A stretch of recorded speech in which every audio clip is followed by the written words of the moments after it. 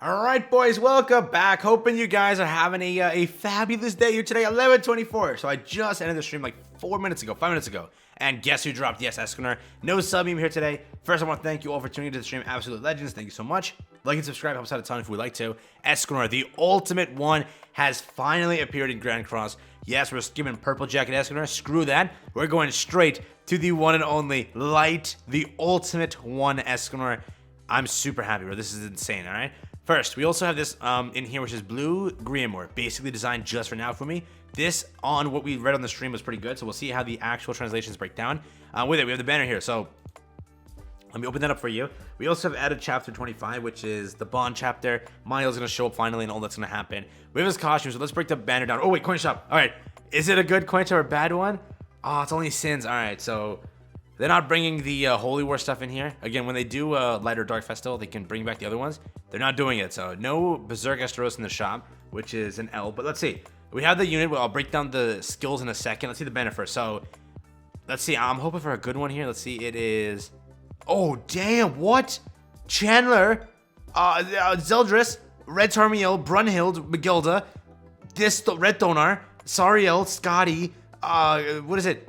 This is red. What is it? Oh my! The fudge is this? This is a good banner. I'm at a loss for words. Yes, there's this. Fine, doesn't matter.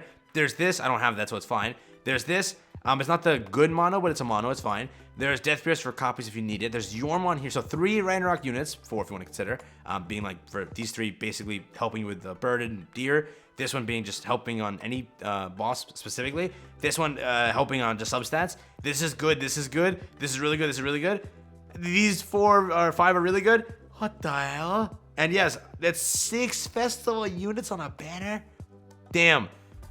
The rate must be atrocious. I really wonder how the rate's going to be. The broken down rate. I really wonder how that's going to be. But damn, what a banner. Is this like one of the best banners in history?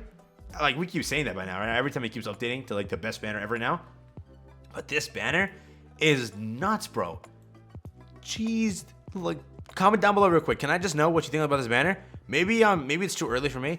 1, 2, 3, 4, 5, 6, 7, 8.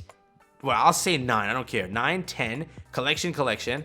Fine. So there's 10 solid units, good festival units. And again, if you get this, it's a dupe. You trade away for a different unit later on. Oh my god, what a banner! What a banner. But now onto the skills. So this is gonna take a while.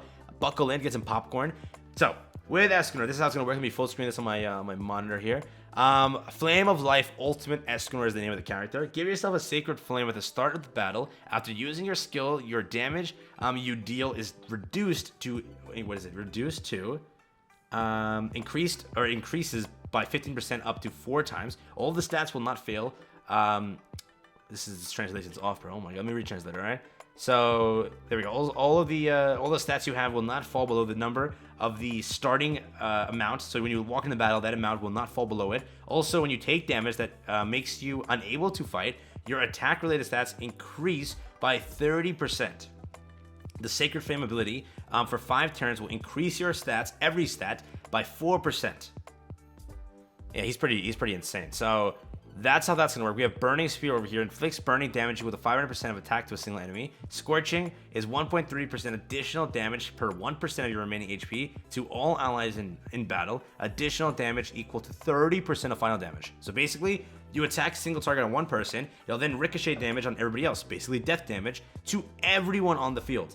It's basically a single target that will turn into an AoE, depending. It's a flood card. So it's a flood card and a death card on one.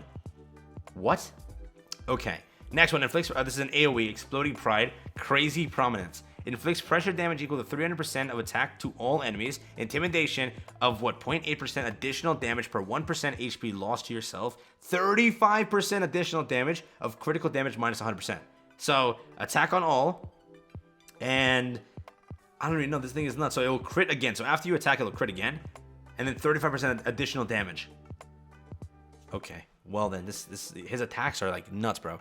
He does have a lot of ult stuff, right? So with his ult, it's a lot of reading. For LV1, I'll do LV1 and LV6, so basically level 6, right? So, inflicts burning damage equal to 500% of attack on all enemies when you become incapacitated, so when you die. All effects are cancelled, the special move gauge becomes 0, and 1 final flame is given. If incapacitated, other special combat skills and survival by skills does not apply. Burning 0.25% or 2% additional damage per HP remaining of, again, 0.2% additional damage for each 1% of your reduced HP. Last flame, your HP is fixed at 1, and you have only the last flame is given to you. Take damage from the ultimate or enemy's skill use during the enemy's turn, or after you use the skill. The last flame is released one by one. When all released, you become incapacitated and unable to fight. So, how this will work is, it looks like, let me read down here. So that's how that one works, but when you have it at 6/6, right? You'll get additional buffs based on, again, your ultimate gauge. So it will give you, you'll get 4 final flames. So again, exactly how we broke it down on stream, you'll get additional damage. All that will occur, it will be 750% attack on all enemies. Now, his passive works like this. If you die, you will then prompt this entire thing where you come back alive at 1 HP, and you will then have 4 attacks. Once you get hit 4 times, you then will die permanently, okay? If you ult and you reach an ult, before that, you will have an additional 4 attacks already stacked. Now, let's say you die then, it'll then prompt your other 4 attacks, or, you know, like for them to attack you. So you can basically survive 8 attacks beyond your death. That's how that works, if you're 6/6ing it. If you're 1/6ing it, you only get 1 extra. Yeah. Or actually, wait. Yeah, 1 final flame. So you get 1. If you 2/6, you get 2 final flames. If you 4/6, you get 3, and if you max, you get the other one. So that's how that's gonna work. All right. So it's really leaning. If you can 6/6 the unit, that'll be great. If you can't, it is what it is. Onto Grimmore now, right? So hopefully that's a good breakdown of this character. Hopefully, again, you have to wait for like the actual translations from GC database and all that to like perfectly nail it down. The passes are so freaking long that there's so many things intertwined in it. That's the problem, right? So there's a lot to read through. But here, a very simple unit. His passive is increase your defense power by 20% for each buff effect you have. Okay? Naofumi buff. Shell Blast. Inflicts explosion damage equal to 400% of defense to a single enemy. Additional damage of 20% for each special move gauge to be detonated. Okay? We have Battle Shout. Increases the basic stats by 50% for 3 turns. Gives evasion effect for 1 turn. And then again, evasion, you just don't take damage or debuffs. We then have his ultimate, which it looks like level max has 2 different ones, so a combined ultimate too, with his father, right? So it's this way. It's going to be increases the defense-related stats by 420% by provoking enemies for 4 turns, so a stance, right? Or whatever. We have skill wall break, taunt the enemy for 5 turns. Defense-related abilities are increased by 480%. Yeah. So Grimmore is really damn good for Naofumi on paper, and this is just so broken, it's not even funny. Again, there's so many things as mentioned. This is a death flood card. AoE, like, I don't know what this is insane too. His passive basically just keeps stacking buffs. So if you attack, you do all of that. And then if you die, you then proceed to live on for 4 extra turns or 4 extra attacks. So if they attack you 3 times in 1 turn, that's all they can do. Then the next turn, that first attack will kill you. So you basically survive an extra turn. If you 6/6, you survive 2 turns if you reach the ultimate. That's how that's going to work, all right? So a lot in that entire thing. We do have the entire artifact card set here. And with this, right, it's going to be allies taking a stance takes less damage every time they take damage from an enemy's use of skill. Their regeneration rate becomes 5 times greater, and it just buffs as you go along. So there is that. Let's see. Next up we have, so there's also events in this, right? So events are going to be there, and with it, let me check if I can get it.